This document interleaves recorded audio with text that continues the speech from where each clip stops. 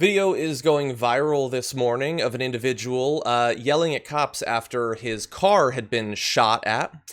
He gets out and yells about the fact that his pregnant wife is in the vehicle, and take a look at how the cops respond. My girlfriend in it? My pregnant girlfriend in it? Are you? Shoot it!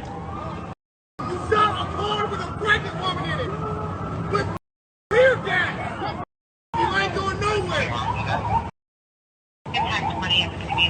Shoot it again! Shoot it again! Are you?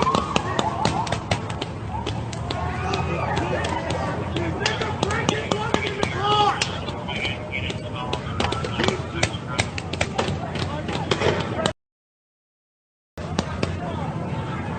I wanted to play some of that because obviously we can't show all of the videos that we see all the time. I mean, there's the video of the biker being chased down the street by cops trying to, hit him with clubs. But I want people to be reminded that this is weirdly casual violence. That the cops are just standing on the corner, the guy's yelling at him, so they light up his car. He's not doing anything, he's not a threat. They just light it up. And they know that all this is being filmed. This is day 4, day 5 of the protest. They've seen that all these acts end up getting out. And so they're doing it knowing that they'll be filmed and not caring, believing that they will be absolutely fine, that there will be no consequences. And I'm starting to wonder if there will be. I've seen a few cops that have been identified from particular videos that have been fired, but for the most part, the brutality doesn't seem to have any career consequences for them. And these are the people that are so irate over the looting that seems to be going on, thinking, as if no one is watching, rampaging in the streets. They're decrying it at every turn. But it's actually no different at all. And it's worse because it's certainly far more violent than the looting that's going on. But it's happening in the same way. Those two stories are exactly alike. What the police are doing, thinking no one's watching because everyone is distracting, is the same thing as someone knocking the glass out of a window of a store and taking things out of it because nobody is watching. Yeah. And there's a video of this massive military truck that should not be deployed in the streets of the US, and they're yelling at protesters, "Move or you will be dead." Knowing that they're filmed, they don't care.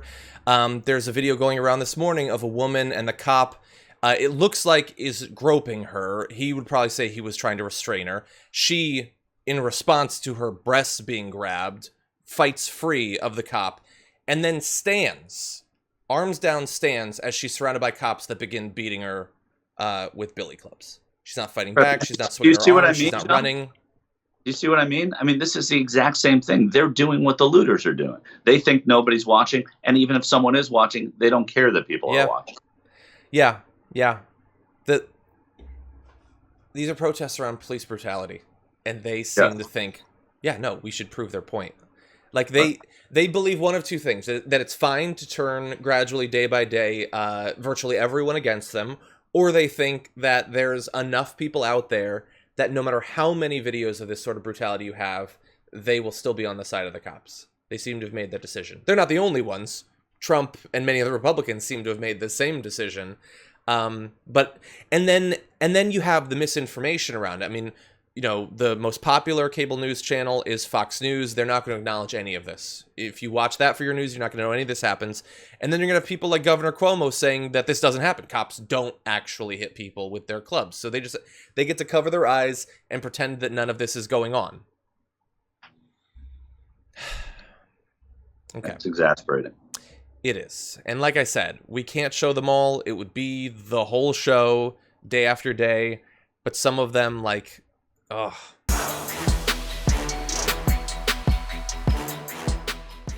Check out the Damage Report podcast each day, wherever you get your podcasts, whether Pocket Casts or Stitcher or iTunes.